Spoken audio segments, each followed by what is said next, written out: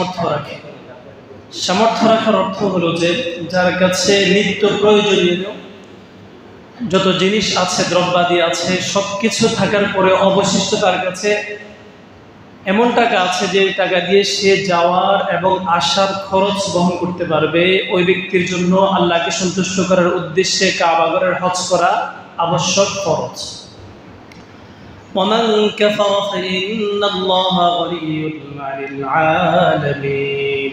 এরপর আল্লাহ বলছেন যারা হজ করবে না অথবা হজের বিধানকে অস্বীকার করবে, আল্লাহ পাক মানুষের মুখাপেক্ষী নয়, আল্লাহ পাক পৃথিবীর মানুষের মুখাপেক্ষী নয়। আল্লাহ পাক তোমাদেরকে ডাক দিয়েছে, মন চাইলে তোমরা আসতে পারো, আর মন না চাইলে আল্লাহ তোমাদের মুখাপেক্ষী নয়, বরং আমরা হচ্ছে আল্লাহ তাআলার মুখাপেক্ষী, আল্লাহ আমাদের মুখাপেক্ষী নয়। আসলে তোমাদের লাভ হবে। মানাফিউ লিন-নাস, আল্লাহ কোরআনে অন্যত্র বলেছেন হজে মানুষের জন্য বিবিধ উপকার রয়েছে। একটা দুইটা উপকার না, অনেকগুলো উপকার রয়েছে হজের মাঝে, অনেক উপকার রয়েছে। আসলে তোমরা কি হবে, লাভান্বিত হবে, তোমরা সৌভাগ্যশীল হবে, তোমাদের জীবনের গুনাহ খাতা মাফ হবে। আর যদি না আসো তাহলে আমি আল্লাহ পৃথিবী আনিল আলামিন, অর্থাৎ এই পৃথিবীতে যত মানুষ আছে সকল থেকে অমুখাপেক্ষী, আমি মানুষের মুখাপেক্ষী নয়। সহিহ মুসলিম শরীফের হাদিসে মাঝে আসছে, আবু হুরায়রা থেকে হাদিসটি বর্ণিত, খতবানা রাসূলুল্লাহ সাল্লাল্লাহু আলাইহি ওয়াসাল্লাম।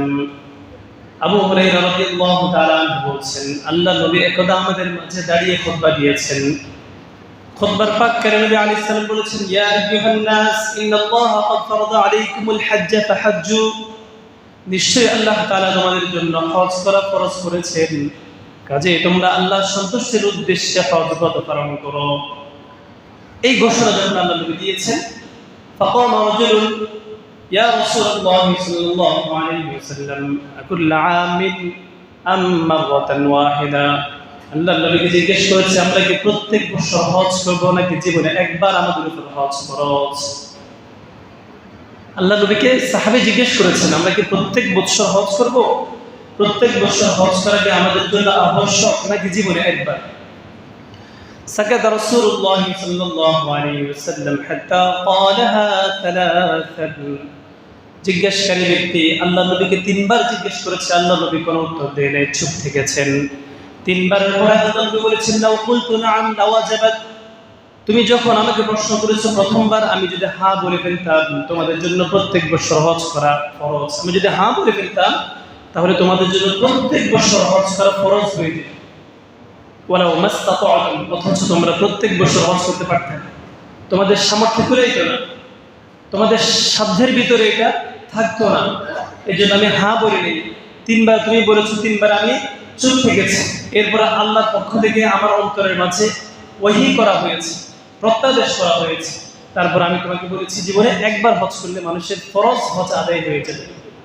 এরপরে যেগুলো আছে সেগুলো হচ্ছে কি নওয়াফিল হজ, অতিরিক্ত হবে, অতিরিক্ত ইবাদত বলে গণ্য হবে এগুলো।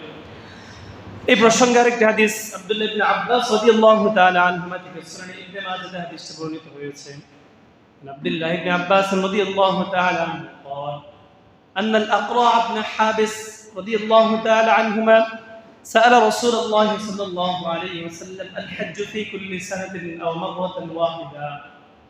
أقرع بن حابس নামক একজন সাহাবী আল্লাহর নবীকে জিজ্ঞেস করেছেন, ইয়া রাসূলুল্লাহ আমরা কি প্রত্যেক বছর হজ করব নাকি জীবনে হজ একবার করব? قال رسول الله صلى الله عليه وسلم بل مرة من استطاع فتطوعوا। আল্লাহ নবী বলেছেন বরং একবার হজ করবে, এরপরে যদি তোমাদের কারো সামর্থ্য কুলায় তাহলে সেটা নফল হজ বলে বিবেচিত হবে। এরপরে তোমরা হজ পালন করতে পারবে, একবার পরে যদি তোমার সামর্থ্য হয় তুমি বারবার করো, কোনো বাধা নেই, তবে সেটা নফল বলে বিবেচিত হবে। একবার করে এই জীবনে হজ, একবার করে জীবনে কি